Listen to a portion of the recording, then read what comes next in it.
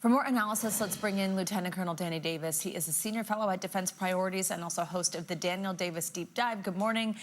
Thank you, as always, for being with us. So we're seeing this escalating rhetoric here between President Trump and Iran's president, both sides issuing these sort of ultimatums over the Strait of Hormuz. Now, what's interesting from your perspective that we always appreciate, Danny, is you've been doing things like right now, I know, keeping an eye on the radar, tracking U.S. military aircraft activity. What do you think U.S. military escalation could look like, given that we are just hours away from this deadline where the president is promising just that, military escalation? Well, looking at what he said, Savannah, you have to think he has to be talking about something different, because we've had, I think I've heard the latest official figure is like 30,000 targets have been attacked since we started this war here. And you see it's kind of become, in a sense, I mean, it sounds a little odd, but almost background noise now. Psychologically within Iran, they can handle that. They have foreseen this. They have prepared for that kind of bombs. And now that if you're saying, well, we're going to bring holy hell down, what can you do that's different from what you had before? And one wonders if there's possibly going to be heavier ordnance, the Moab, so-called mother of all bombs, one of the biggest conventional bombs that we have in our inventory. He may fly that over something and drop it. That's a risky operation, though, because it can only be dropped by a C-130 or higher rated aircraft, which means it's slow and it's got to fly over the target and drop it. It's not something you can launch. So that would have a risk all of its own. But otherwise, it's unclear what you would do different, because, look, we're already running low on the JASSMs, the long-range missiles, on the Tomahawks. A lot of reports out from Axios and others that we're getting dangerously low on those. So I don't know that you would have a big spurge. And what would that accomplish if you did? Because Iran has shown that they can absorb those and continue to hold that straight and to continue to be effective as a government. So it's unclear to me, really, what could represent something of the nature he's talking about there.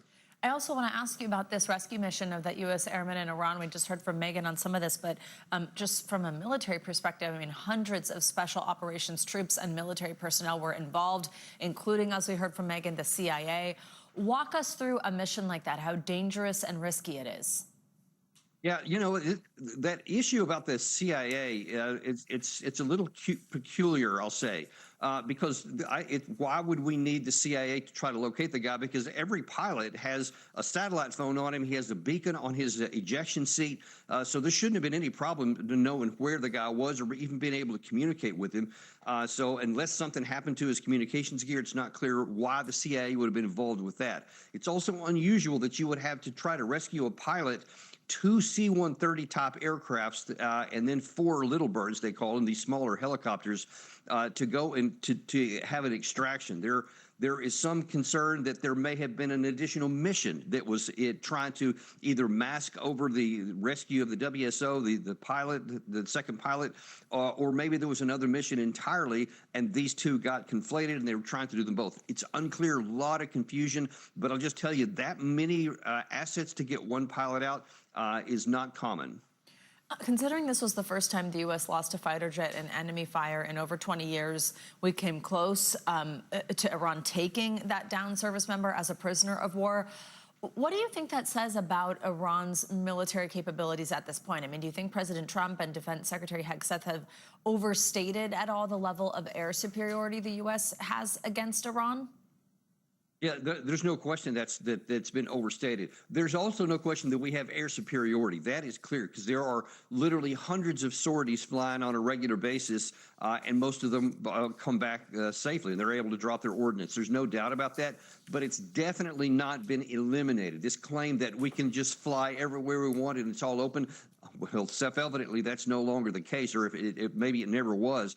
But there's also some evidence that Iran has had some newer kind of indigenously developed anti-aircraft capabilities that are new and technologically interesting. In one hand, they're a little bit less technologically capable, but they work because we're not prepared to defend against those. So according to some special operators I've talked to here in just the last couple of days, they say they're really worried about it. All right, Lieutenant Colonel Danny Davis, thank you as always for your time.